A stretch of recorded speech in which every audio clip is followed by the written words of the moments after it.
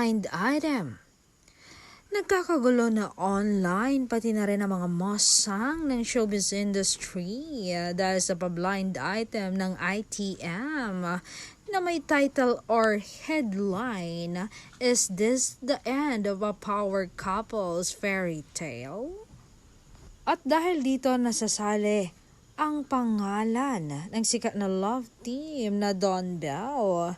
Pero na-confirm ko sa aking pagsisiyasat according to ang pinakamatinik na marites sa showbiz na si Sir Ogie Diaz. Nagkakagulo sila sa isang blind item. Ito nga ang sabi niya sa kanyang IG story.